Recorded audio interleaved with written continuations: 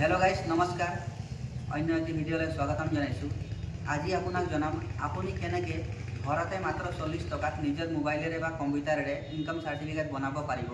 Income certificate বনাবৰ কাৰণে কি কি ডকুমেণ্টৰ প্ৰয়োজন হয় সকলোখিনি এই ভিডিঅ'ত আপোনাক জনাম। তো ভিডিঅ'টো সম্পূৰ্ণকৈ চাব। ভিডিঅ'টো ষ্টাৰ্ট কৰোঁ।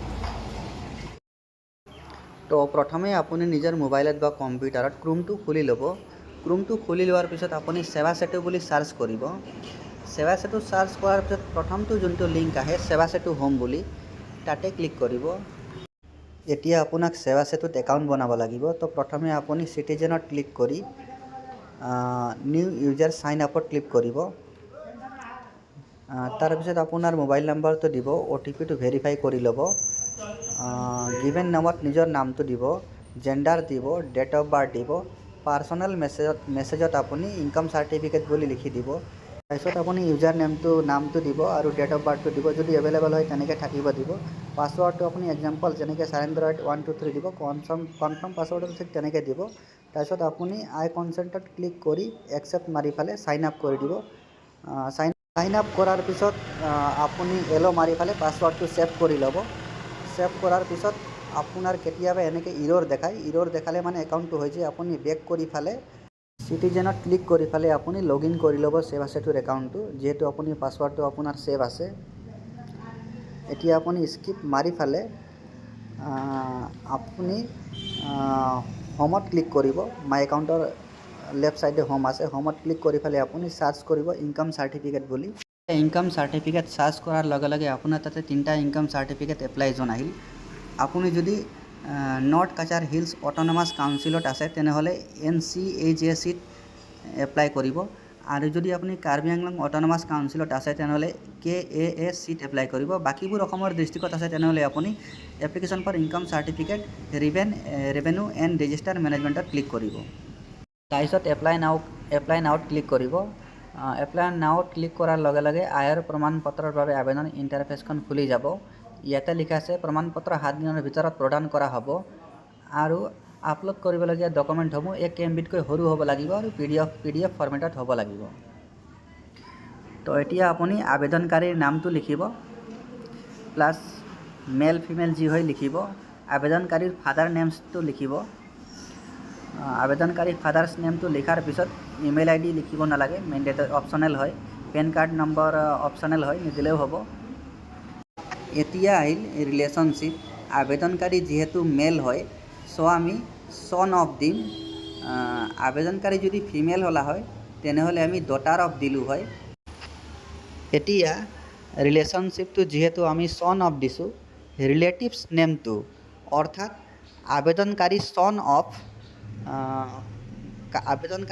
অফ অৰ্থাৎ ককাৰ নামটো দিব লাগিব। আছে যদি শ্ৰী দিলে হ'ল, নাই যদি লেট দিলে হ'ল। ককাৰ নামটো ইয়াতে দি দিব। তাৰপিছত আহিল search of income. Search of ইনকামত আপুনি কি কৰে, আপোনাৰ আবেদনকাৰী কাল্টিভেশ্যন, লেবাৰ, বিজনেছ, ছাৰ্ভিচ যি হয় তাতে দিব। আমাৰ ক্ষেত্ৰত কাল্টিভেশ্যন আছে, গতিকে আমি কাল্টিভেশ্যনে দিম। তাৰপিছত অকুপেশ্যনত আমি কাল্টিভেশ্যনে বহুৱাই দিম। টোটেল এনুৱেল ইনকাম আমি 2 লাখে দিম, কাৰণ আমি গাঁও প্ৰধান বা গাঁওবুঢ়া চাৰ্টিফিকেটত 2 লাখ লিখুৱাইছিলোঁ। ঠিক তেনেকৈ আপুনি যিমান গাঁও প্ৰধান বা গাঁওবুঢ়া চাৰ্টিফিকেটত লিখাইছিলে সিমানে ইয়াতে দিব বাৰ্ষিক উপাৰ্জনটো। তাৰপিছত আহিল পাৰ্মানেণ্ট এড্ৰেছ লাইন 1ত আপুনি ভিলেজ বহাই দিব, ষ্টেট বহাই দিব অসম, ডিষ্ট্ৰিক্ট বহাই দিব, মহকুমা বহাই দিব, চাৰ্কল অফিচ বহাই দিব, পুলিচ ষ্টেচন বহাই দিব, পোষ্ট অফিচ বহাই দিব, পিন নম্বৰ বহাই দিব। তাৰপিছত 7 নেক্সট ক্লিক কৰি দিব। এতিয়া ডকুমেণ্ট আপলোড ইণ্টাৰফেচখন খুলি গ'ল। ইয়াতে আপুনি এড্ৰেছ প্ৰুফত আধাৰ কাৰ্ড দিব, আইডেণ্টিটি প্ৰুফতো আধাৰ কাৰ্ড দিব। লেণ্ড ৰেভিনিউ ৰিচিপ্টছত আপুনি খাজানা ৰচিদটো দিব। খাজানা ৰচিদটো এবছৰ পুৰণি হ'লেও চলিব বা নতুন হ'লেও বেছি ভাল। এবছৰতকৈ বেছি পুৰণি নিদিব, কেতিয়াবা ৰিজেক্ট হৈ যায়। তাৰপিছত চেলেৰী শ্লিপটো নালাগে, সেইবিলাক চাকৰিয়ালৰ কাৰণেহে লাগে। এনি আদাৰ ডকুমেণ্টছত আপুনি গাঁওবুঢ়া চাৰ্টিফিকেটখন আপলোড কৰি দিব। PDF বনাওঁতে বা অনলাইন কৰোঁতে কিবা অসুবিধা পালে ইনষ্টাগ্ৰামত মেছেজ কৰিব, যিমান পাৰোঁ সহায় কৰিম। এতিয়া আৰু একবাৰ কৈ দিছোঁ ডকুমেণ্টসমূহ কি কি দিব। এড্ৰেছ প্ৰুফত আপুনি আধাৰ কাৰ্ড দিব, আইডেণ্টিটি প্ৰুফত আপুনি আধাৰ কাৰ্ড দিব, লেণ্ড ৰেভিনিউ ৰিচিপ্টত আপুনি খাজানা ৰচিদটো দিব আৰু চেলেৰি স্লিপটো নালাগে, চাকৰিয়ালৰ কাৰণেহে। এনি আদাৰ ডকুমেণ্টত আপুনি গাঁওবুঢ়া চাৰ্টিফিকেটখন দিব। 7 নেক্সট ক্লিক কৰি দিব। প্ৰিভিউটো একবাৰ ভালকৈ চাই ল'ব, যদি এডিট কৰিব লগা আছে কৰি ল'ব। তাৰপিছত আপুনি মেক এণ্ড পে'মেণ্টত ক্লিক কৰিব। তাৰপিছত পে'মেণ্টৰ ইণ্টাৰফেচখন খুলি আহিব। 40 টকা এটা পে'মেণ্ট কৰিব লাগিব। এতিয়া আপুনি পে'মেণ্ট গেটৱেত UPI ক্লিক কৰিব। বেংক চিলেক্ট কৰিব, যিকোনো এটা বেংক চিলেক্ট কৰিব, নো চাৰ্জ থকা। তাৰপিছত এগ্ৰি কৰি পেলাই প্ৰচিড টু পে'মেণ্টত ক্লিক কৰিব। আই হেভ ৰিডত টিক কৰি পেলাই আকৌ প্ৰচিড টু পে'মেণ্টত ক্লিক কৰিব।